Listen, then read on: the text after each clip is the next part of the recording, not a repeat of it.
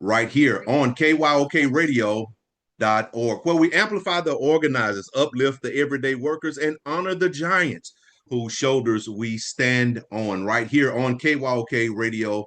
KYOK 1140 AM and the all new 106.5 FM in the heart of Houston, Texas. If you're rolling through H-Town or just fired up anywhere in the world, stream us live at KYOKradio.org or the CWA Strong app, or catch the replay anytime by searching CWA Hour of Power on your favorite podcast platform. Because this space, this time, it's about us. That's right, it's about us. We're talking union contracts, organizing victories, labor rights, human dignity, fair pay, and bold everyday resistance in injustice in every form. So whether you're on the job, in your car, at your kitchen table, or deep in the fight, lean in, honk your horns if you support workers.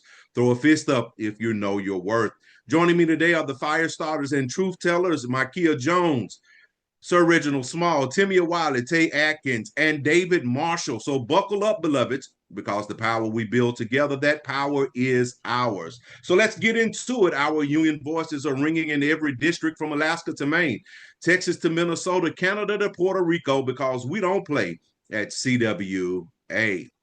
This February, as we honor Black History Month, we're doing something, or have been doing something intentional here at CWA Our Power.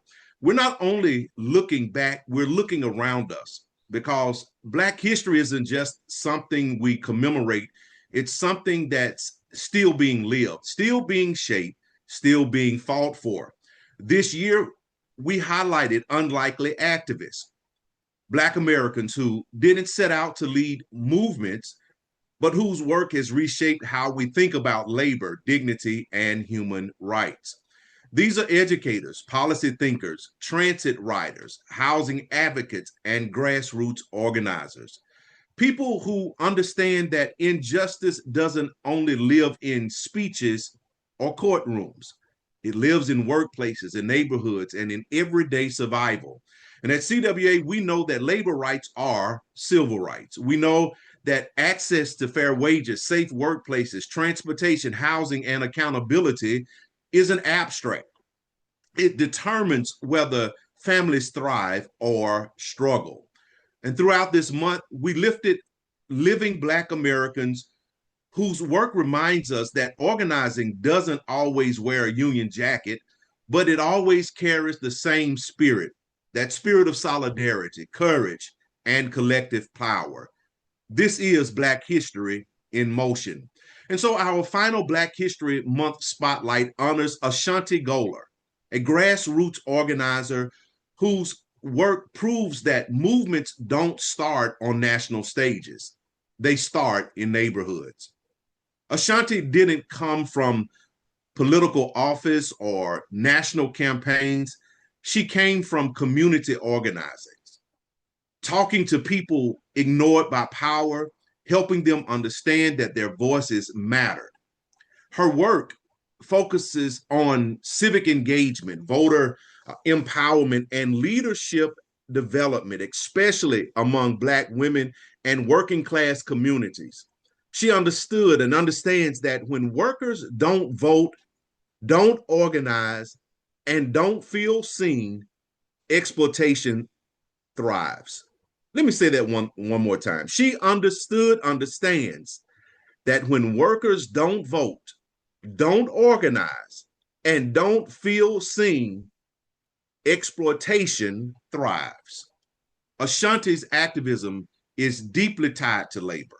She helps people understand that decisions about wages, benefits, healthcare, and workplace protections are political, whether we engage or not.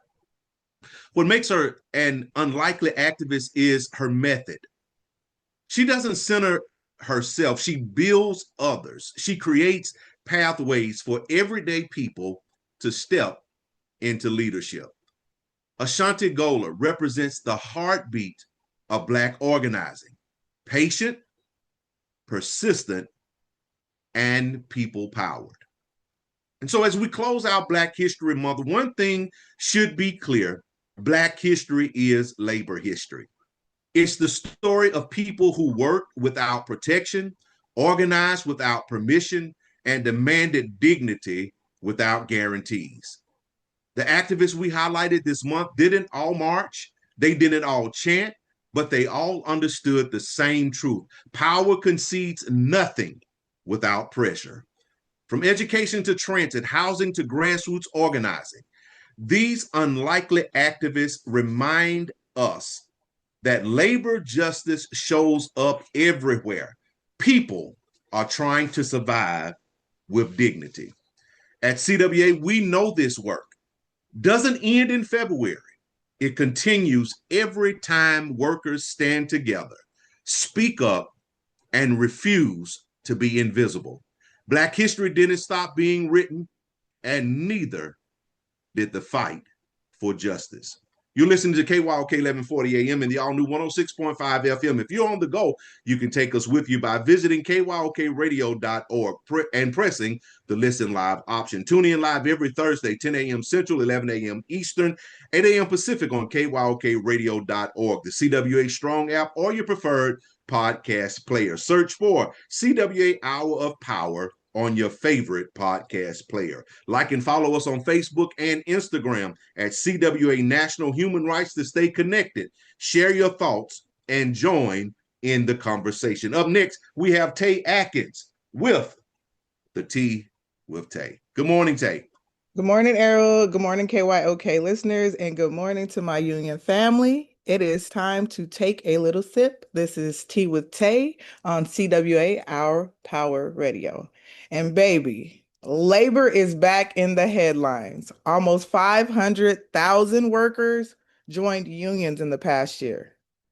Let me say that again. Nearly 500,000 people said, I deserve more. Now, I thought unions were dead. I thought organizing was old school. I thought young folks didn't care. That's what they said. Well, clearly that narrative has expired. Workers are organizing at places like Amazon, Starbucks, and even Apple. Tech workers, retail workers, warehouse workers, healthcare workers. This isn't that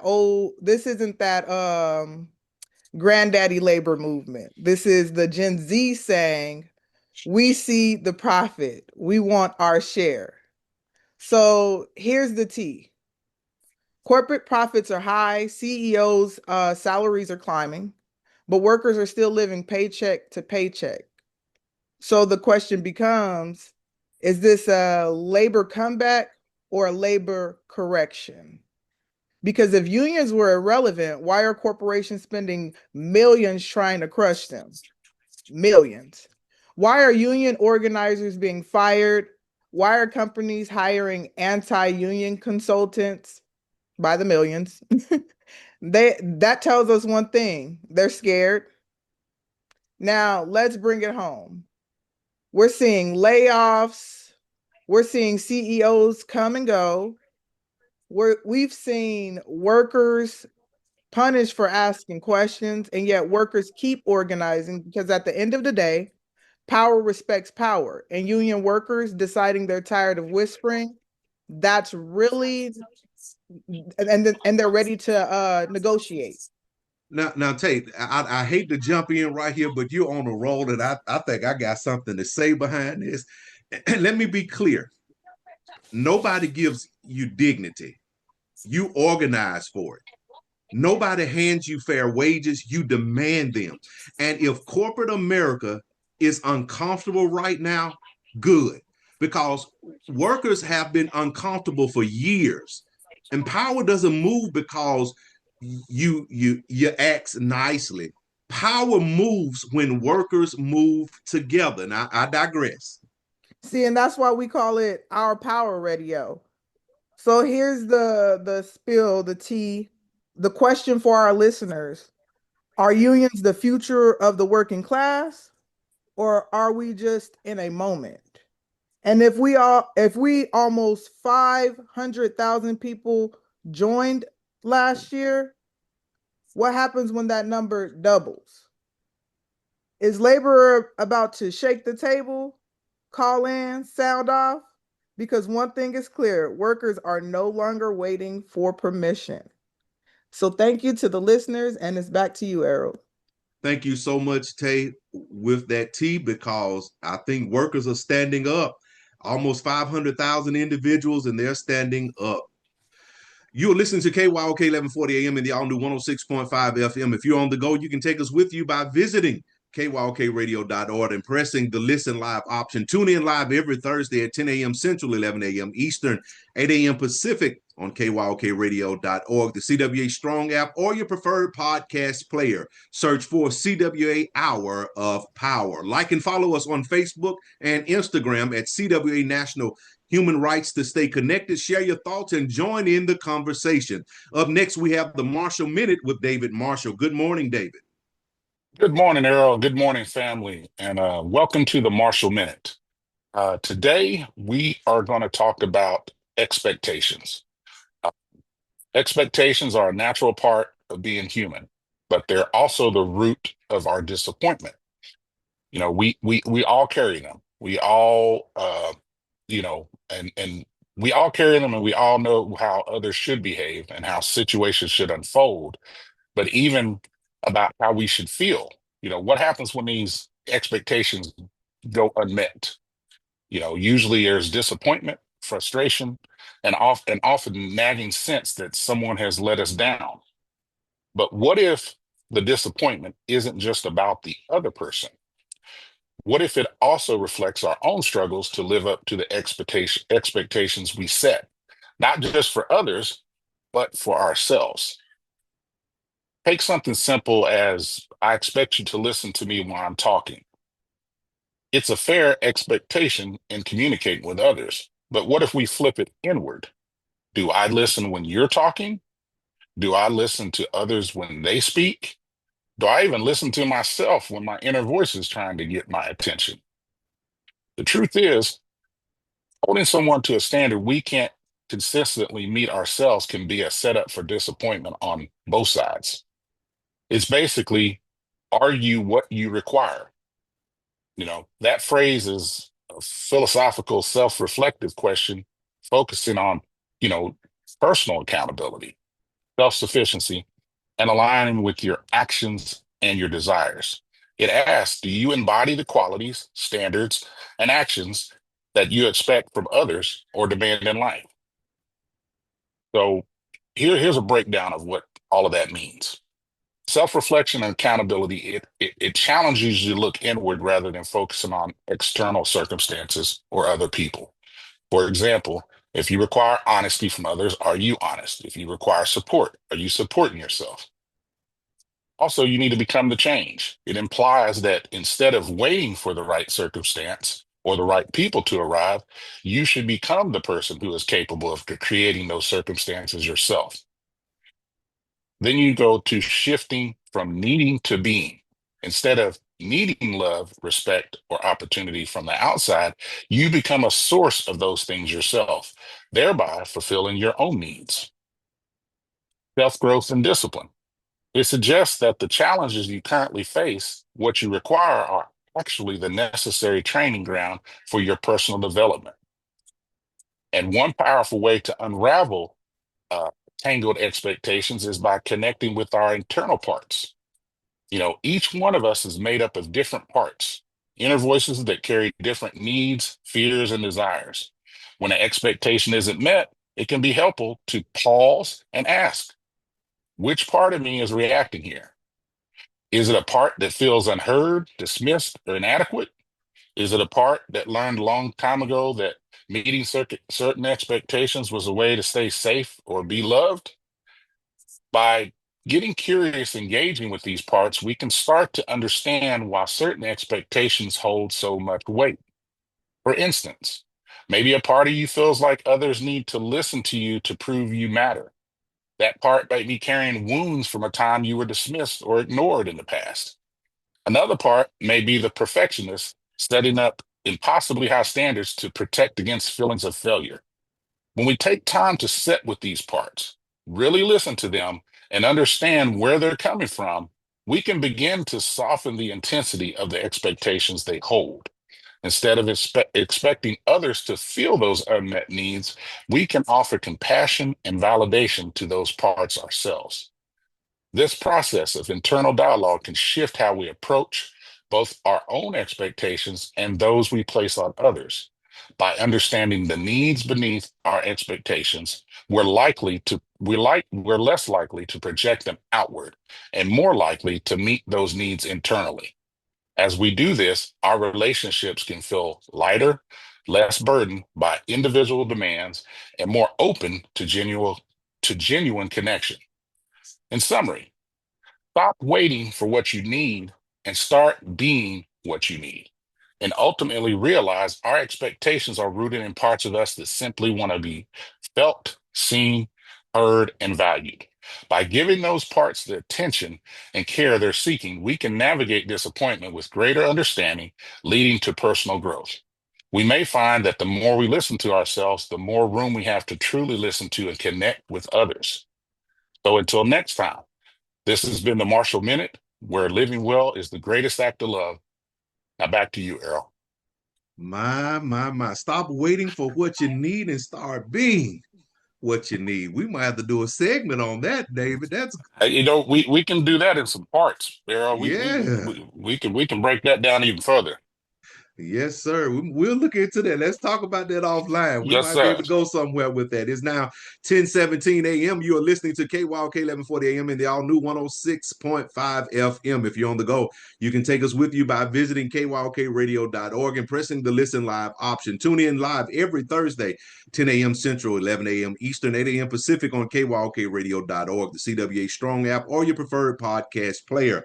Search for CWA Hour of Power. Like and follow us on Facebook and Instagram at CWA National Human Rights to stay connected, share your thoughts, and join the conversation. Up next, we're going to dive just a little bit deeper into some things that we've been talking about behind the scenes. And so finally, we have some guests in the show. So let me set in the studio, let me set the background for us so we'll know where we are and all of us can be on one page, because we don't want you to get to the end and say, oh, now I know what you're talking about. In unions across this country, we chant it like a scripture. An injury to one is an injury to all. But here's the real question. Do we still believe that when the injury isn't happening to us?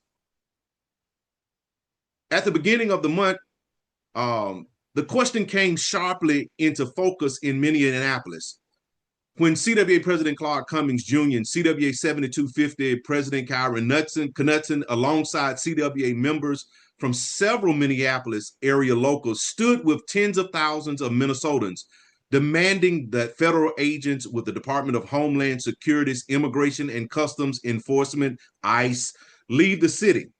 Their presence came during one of the most turbulent moments the Twin Cities have seen in years. A surge in federal immigration enforcement has led to multiple shootings by federal officers, including the shooting of 37-year-old Minneapolis resident Alex Preddy on January 24th, and earlier in the month, the killing of Renee Nicole Good. These events have sparked widespread outrage, massive protests, and calls for accountability far beyond Minnesota. And during the visit, President Cummings met with CWA Legacy team members from Local 7200 and 7250 to discuss ongoing bargaining with AT&T and spent time with Activision Blizzard workers fighting for a first contract. But despite those critical labor fights, one thing dominated the conversations and the emotions of union members: ICE. Fear, anger, pride, and a deep sense that what's happening in Minneapolis is not separate from the labor movement. It is central to it. While some workers clock in and others tune out, people in Minneapolis are standing in 40 below temperatures, not for attention, not for clout, but for human dignity. So today's conversation is about labor. It's about human and civil rights. And it's about whether solidarity in our movement is unconditional or selective.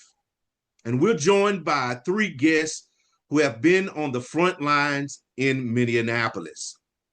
They've seen what's happening up close. And they're here to talk honestly about what too many unions are still afraid to say out loud.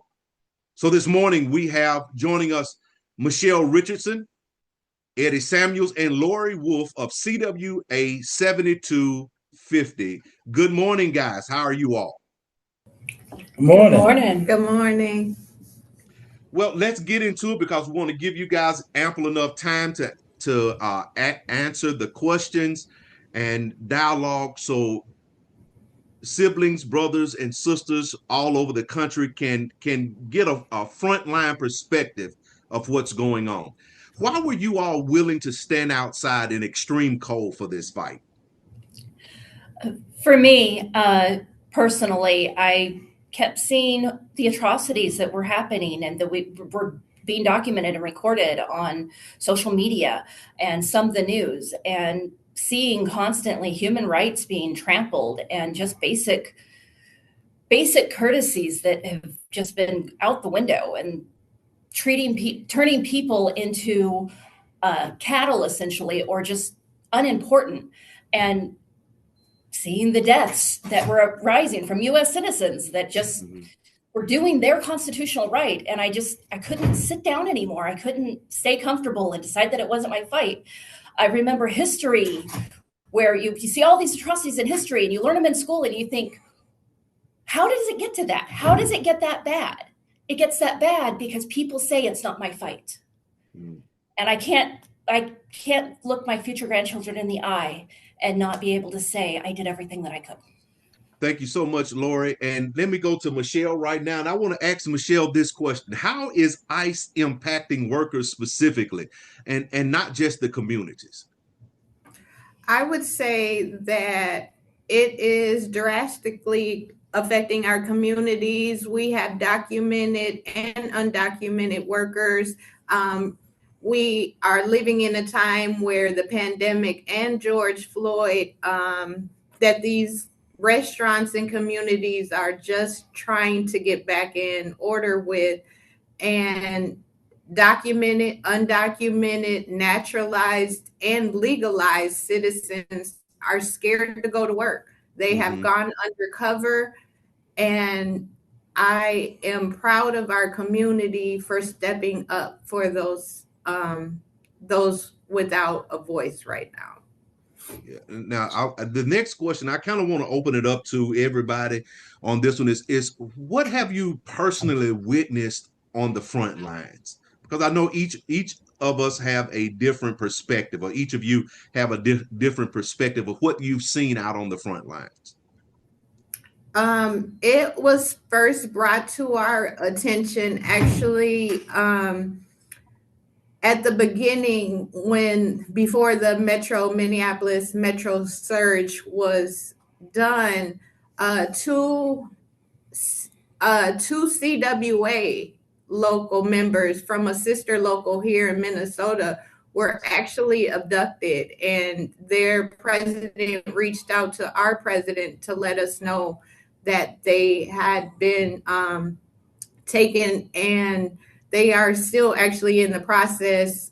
One is not trying to fight, but the other one would like to stay. They are documented. One is a naturalized citizen, and they are fighting with them.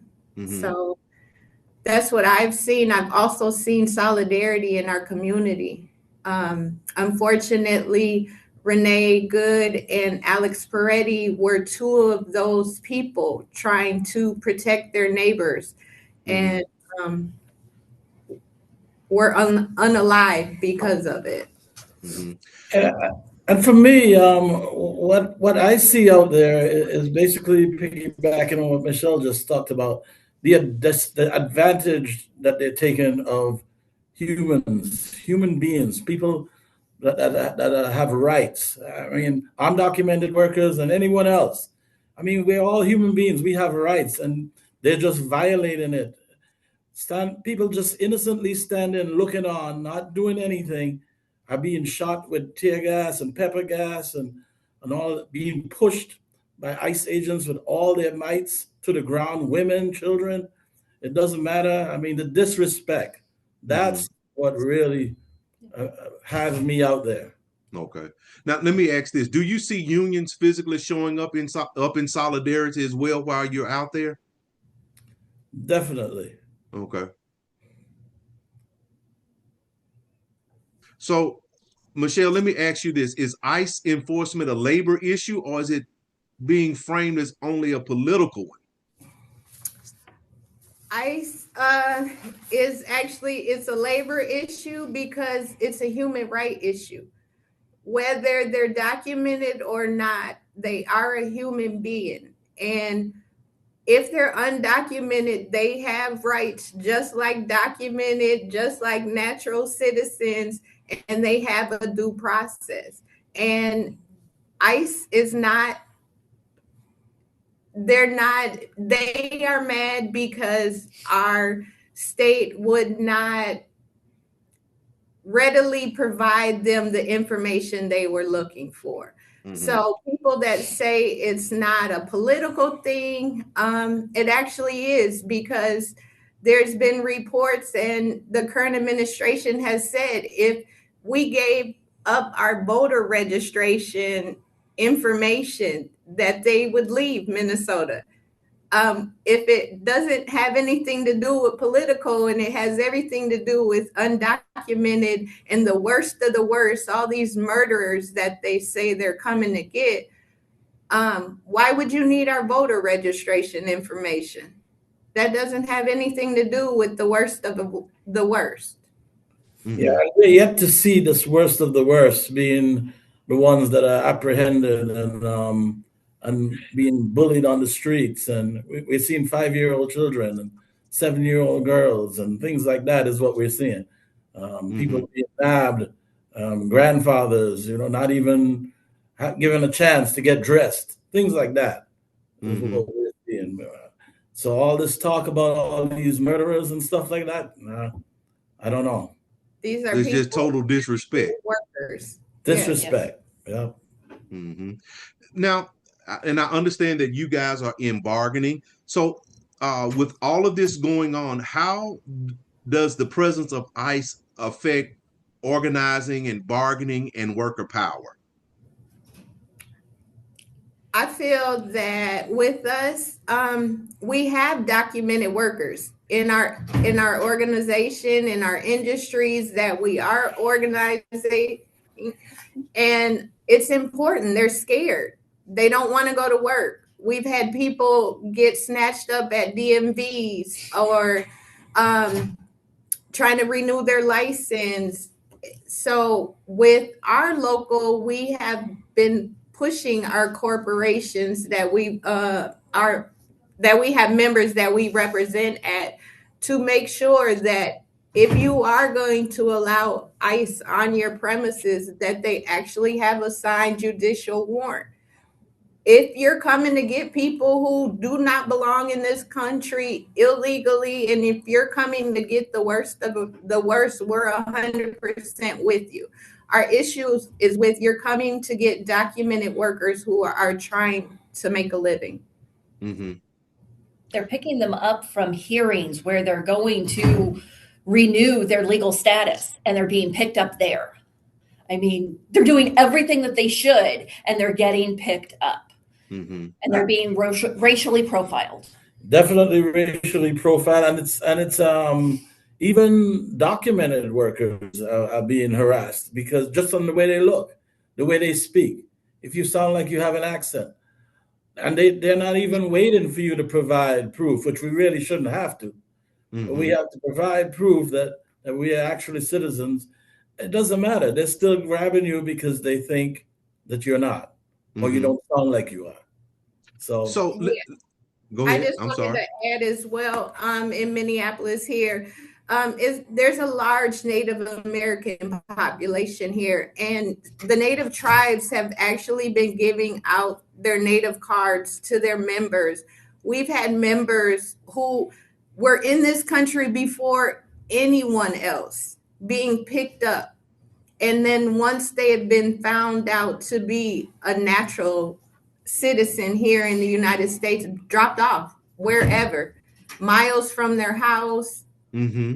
So documented, like I said, legal and otherwise. People are scared and are walking around with passports to prove their identity or passport cards. It's a way to try to produce fear in our people. And during all of this that's going on right now, what would real meaningful union solidarity look like right now? It would look like nationwide standing up together, educating everybody about what's actually happening and how we can fight so that we can be together, providing legal resources to those who don't have availability for it, visible public support, not just in the shadows. Demonstrations, standing together, things like the worker strike, things like they not showing up and things like that. Standing together, showing our power and our force together is how we're going to accomplish it. So the message really is being sent out that to all of the constituency groups that are in the area and that are constituency groups and labor unions that work with and around and near with CWA. You're ultimately saying you need them out on the lines to help you. Am I correct? Yes. Definitely. So call them out and say, hey, come on, we need your help. Because this is an injury to one, but it's an injury to all. Because as you have been talking to more and more, I think about it, I could easily be stopped and picked up as well. You know, it might not be in your city yet, but when will it be? It's a matter of time. Do I need to walk around with my passport? And we can go a little bit further deeper into this. How many people really have passports? How many people can really afford, especially when you start dealing with this financially, looking to marginalized communities? How many people can really afford the cost of a passport? Right. Yeah. You know, so those are things that we really need to be thinking about. Now, a general question, and you may have to think about this just for a little bit and then jump right in. What is the hardest thing that you've seen while being out there on the front line? For me, as a mother, it's the children in general. Talking to other mothers, talking to my own child, it's seeing the fear in their eyes, the not understanding. For my own child, who really isn't in any danger, let's face it, I'm as white as can be white. But they have friends. They have friends that haven't been in school and they don't know why. They have their school was actually in lockdown just a few weeks ago because ICE agents were circling the neighborhood. And the school didn't feel safe releasing the kids because they didn't know what would happen to them. I had to stop letting my child walk home from school because I don't want them to walk into the middle of something. Our downstairs neighbor's father was actually taken by ICE before early last year. And that little girl, their little girl, has no idea when she's going to see her father again. And I mean, as I don't know for sure their legal status, but that little girl shouldn't have to live in that kind of fear. Right. And as you're talking about this, one of the things that is coming to my mind also is PTSD. It really it's going to be some times where these children are going to have some mental help, because, and really not just children, but everyone that is really dealing with this, because this plays on the mental. Yes, it does. It really does. Now, Lori, I think I want this question to go directly to you, because I see your passion. I'm hearing your passion this morning. What do people who defend ICE enforcement misunderstand about what's happening? I am glad you asked me that question because this is what's got me heated up and fired up to stand up myself in a lot of cases because I tried really hard to understand people and to understand people's motivations and why they believe the way that they do. And it's hard when things are this polarized. But the three biggest questions that I hear from that side, not even questions, just the statements start with, if that's true, well, they shouldn't have, but they're doing a lot of good. And every time those comes up, I want to ask, if that's true, why would you start a sentence with that? All that is doing is putting the power in the predators, in the people who are perpetuating the violence, instead of putting the power within the victims who are speaking. We see this time and again in everything. Anytime you see an issue like molestation, we'll just go really blunt with that. People always, well, if that's true, if they were something happened, why should you question that kind of horror? Why are we questioning that? And well, they shouldn't have. Well, let's look at the two deaths most recent that were the most publicized. And the questions were, well, why they shouldn't have turned their wheel this way. They shouldn't have been in their car. They shouldn't have stood up. They shouldn't have reached over and helped somebody up. Well, are any of those things that they should be killed for? Or are any of those warrants for murder or death? I mean, nobody's life should be in danger for trying to help and stand up for somebody else. And they're doing a lot of good. We've already kind of mentioned. And if they're doing a lot of good, if they're out there to get the worst of the worst, the murderers and the molesters, then why is it that our people, our community members, our working class citizens, the ones that are taking the brunt of that abuse? Right. Now, how, because we have to circle back around and put the human rights, the labor rights, and civil rights struggles into this, because I believe this is exactly what it is. How does this moment compare to past labor and civil rights struggles?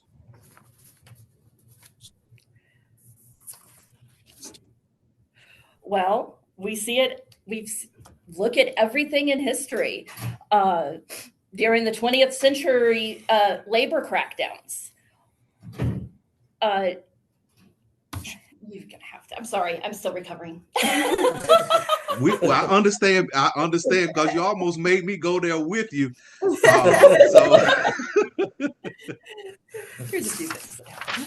I would just say how it compares is most things we all know come full circle. Anytime we get any type of leg up in human rights, we are again attacked, whether it be labor, human rights, services, and laws. Minnesota in general has always, at least for the last 40 to 50 years, been a labor-friendly state. And I really think that is part of the reason. They wanted to use Minnesota to see if they could crack us, and we're not cracking. Yeah, I mean, I think, like Michelle said, they were trying to set the stage for what's to come. They were trying to turn the state into a police state. I mean, they literally were thousands and thousands of federal agents here. 4,000. Unbelievable. Just trying to make us fearful, afraid to leave home to go to work, afraid to do anything. I mean, that's what they were trying. They were testing it. They were testing now, since you've spoken up and you've got that, I got you now. So I got to ask you a question, and that is, what are workers risking long term by staying silent right now? See, they're risking losing power. They're risking everything, really, because what this leads to, if we don't stand up now, then when? When are we going to stand up? Because what they're doing is striving to take power from us, making people fearful. Yeah, go ahead. I think all of us, we're all passionate about this, and it's so wonderful to have you guys on here. And you said you got my mind spinning over here. How do you respond to union members who say this doesn't affect me? Because I heard you say something there, and that prompted that question. Yeah, because it comes back to it does affect everyone. You know, the injury to one, this is where the injury to one, injury to all really comes into play. Because today it's me, tomorrow it might be you. And so we Yes. all got to stand together and fight for each other. And, Mm-hmm. and in doing that, we will get everything that we're looking for because we'll get better wages, we'll get more job security, we'll get all that stuff if we stand together. If we're on our own, they'll do what they've been doing. And history shows that. History shows that workplace protections were built on collectively. Safety standards and anti-discrimination protests. None of these came from people just saying it's not my problem. This is all the rights and protections that we have were because we stood up. Come on, David. David has a question, guys. I was going to say, I really appreciate you guys weathering the cold weather out there daily. I mean, we went through some major storms and it didn't drop off. The activity level was beyond anything I've seen because it would have, under normal circumstances, kept everybody in. But y'all stayed out there in them streets. And I just wanted to comment that it does reach everyone because I feel a connection to you guys. And the reason why I say that is that one of one of your I guess asylum seekers, the Ramoses, were detained in your city, and they were sent to south of San Antonio, to Dilley, Texas, Yep. little Lilium, and how it affected me is that we all got together, folks from our local, folks from a couple veterans organizations, clergy. We all went down there to protest at the facility that they were being held at. And we were met with a barricade of officers and ICE agents that were barricading it like, we were trying to storm it like a military operation. And we were just out there to protest. And these were people that were just wanting to do the right thing. And thankfully, with that and having help from Congress folks that went through and toured the facility, within 3 days of that protest, they were sent back home. And so what's happening there does affect everywhere else. And I do know how they treat you with the tear gas, because they tear gassed us to disperse us. And that shouldn't be happening in the United States. We have a right to protest. And I just commend you for all that you guys are out there doing, and all those that have actually lost their lives doing the right thing, because history will remember and reflect kindly on those that stood up. No different than the ones that sit at lunch counters, or that walked across bridges, where they're going to be remembered. Yep. These are going to be times that you're going to be remembered for what you did in this moment. So Absolutely. I just wanted to thank you, and just keep up the fight. I know they're leaving, but this fight's going to go somewhere else, and everybody that this fight comes to, we're going to have to stand up and do the same thing from the model that you folks did. And I just want to add to that. I do appreciate my CWA union brothers and sisters from across the nation for reaching out to our leadership and seeing how you guys could stand in solidarity with us. So thank you guys all. Thank you for all you do. Mr. Marshall, thank you for going down there to protest and actually getting a small taste of what is actually going on day to day, every single day here in Minneapolis. And winning that fight too. Yes. Most definitely. All right, guys, we spent this hour talking about ICE, about Minneapolis, about protests in freezing temperatures. But let's be clear, this conversation was never just about one city. It's about the soul of the labor movement, because solidarity that only shows up when it's comfortable isn't solidarity, it's convenience. And a movement built on convenience will not survive the moment it's tested. The truth is, ICE doesn't weaken unions by accident. Fear is a tool, division is a strategy, and silence is consent. If workers can be disappeared, terrorized, or targeted because of who they are or where they come from, then every contract, every picket line, and every chant we repeat becomes weaker.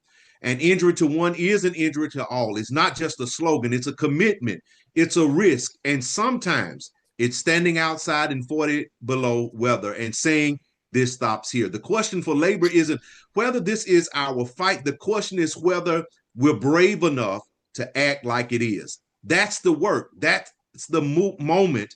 And that's what solidarity demands.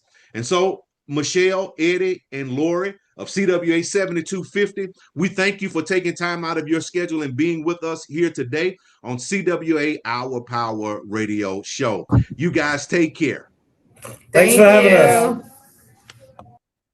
You're listening to KYOK 1140 AM and the all-new 106.5 FM. If you're on the go, you can take us with you by visiting kyokradio.org and pressing the listen live option. Tune in live every Thursday, 10 a.m. Central, 11 a.m. Eastern, 8 a.m. Pacific on kyokradio.org, the CWA Strong app, or your preferred podcast player. Search for the CWA Hour of Power on your favorite podcast player. Like and follow us on Facebook and Instagram at CWA National Human Rights to stay connected, share your thoughts, and join the conversation.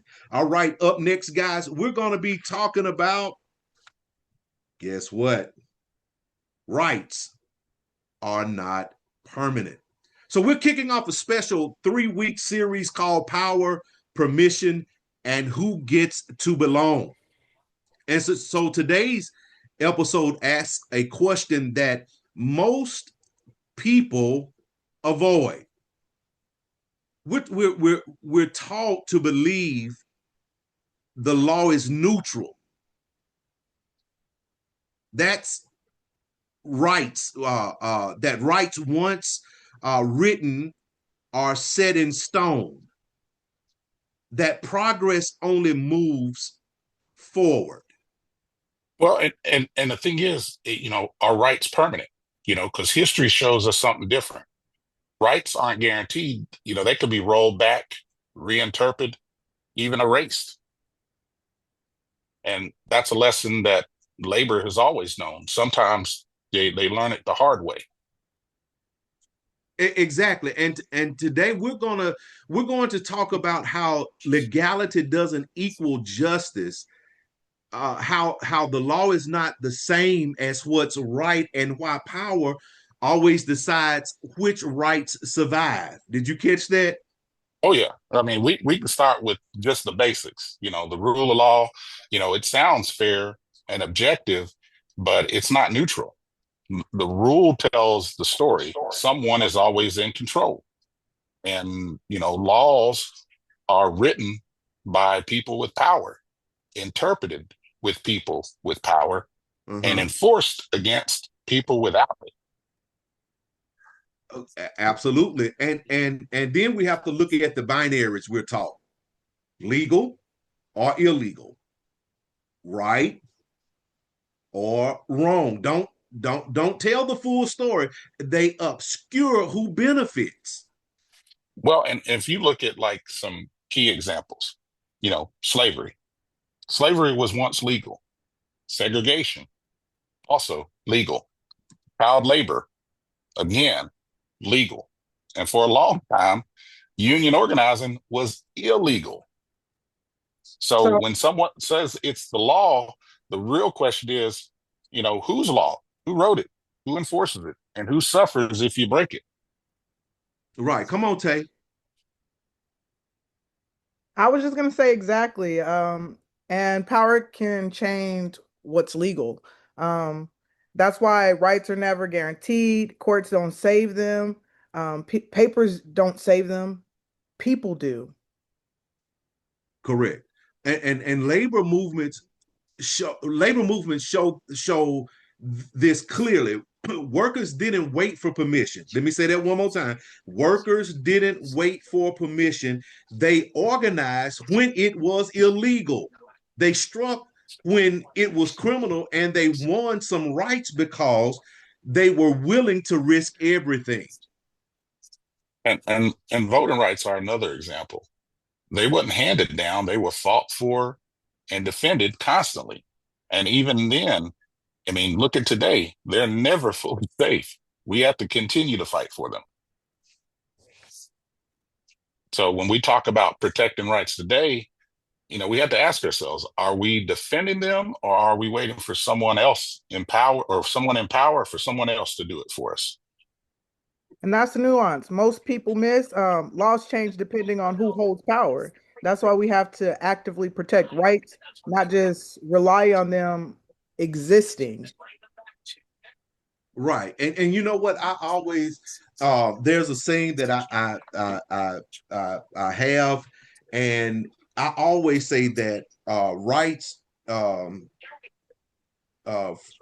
it is a consistent and a constant fight for rights. If you want your freedom, it's a consistent and constant fight for right. So when we talk about protecting rights today, we have to ask ourselves, are we defending them, or are we waiting for someone in power to do it for us? And this is why unions matter. They're structured way to protect rights collectively, because without pressure, legal rights are fragile. And you're absolutely right, Tay. Legal rights are fragile. They're very fragile. And let's remember, power always interprets the law in a way that benefits itself. Rights only last as long as the people are willing to defend them. Well, take labor history. The 8-hour workday, weekends, workplace safety, none of this was handed down. Workers demanded it, sometimes illegally and sometimes violently. Strikes were criminalized. Union organizers were arrested, beaten, and sometimes killed. And yet progress happened because workers refused to stay silent. And today, labor protections are still under attack. Law shift, companies exploit loopholes, those gray areas, that's what they call them. Workers are told it's legal, so you have no choice. But legality isn't morality. It never was. And in Right. labor, we see it clearly. Rights only exist as long as people collectively enforce them. Yeah, and then that's why education matters. Knowledge is power. Members need to Correct. understand not just what they have, but what they could lose, and how to organize before it's too late. People need to know that it's not always about a gain. It's about what is being taken away from you as well. We're going backward. So it's not always being pushed forward. It's about not getting dragged backwards as well. We can't take any losses. Exactly. And that's why we have to stay active in all areas and in all forms. That's why we have to stay active at the local level, so that when these issues come up, we can start nipping them in the bud. History is full of examples. Every right we enjoy today exists because we're willing to risk everything, because the law wasn't enough. So if rights aren't permanent, then who protects us? Culture, community, solidarity? Exactly. Oh, you And finna go that's somewhere with that now. and that's what we'll explore next week. So we'll be talking about that next week. Why celebrating culture is not racism, but a form of protection. And we'll break down the difference next week between race, ethnicity, nationality, religion, and culture, and why understanding is the key for labor solidarity. And we'll talk about why people often confuse culture with exclusion and how this keeps workers divided. So the question for you, our listener, is this: are you relying on the law to protect your rights, or are you ready to defend them collectively? And that's episode 1 of our series, Rights Are Not Permanent. Stay Stay, organized, stay informed, and stay in the fight. You're listening to KYOK 1140 AM and the all-new 106.5 FM. If you're on the go, you can take us with you by visiting kyokradio.org and pressing the Listen Live option. Tune in live every Thursday, 10 a.m. Central, 11 a.m. Eastern, 8 a.m. Pacific on kyokradio.org, the CWA Strong app, or your preferred podcast player. Search for CWA Hour of Power on your favorite podcast player. Like and follow us on Facebook and Instagram at CWA National Human Rights to stay connected, share your thoughts, and join the conversation. As we come down to the final minutes of the show, an hour is not long enough to be with you, and a week is too long to be away from you. You have been tuned into the CWA Human Rights Hour Power radio show broadcast. I hope something you heard today has inspired you to take action toward creating positive change in the world. Every person has the power to make a difference, no matter how small. And by working together, we can create a world where human rights are respected and valued. So I encourage each of you in the listening audience to reflect on your role in promoting human rights and to effect change in your communities and beyond. Know that you are not alone in your quest for a more just and equitable world. When faced with injustice, it can be easy to lose hope and give up. But remember, justice may be slow like the truth, but when it finally comes, it will stand. Until next Thursday, 10 a.m. Central Standard Time, right here on KYOK 1140 AM and the all-new 106.5 FM, KYOKradio.org. See you next week.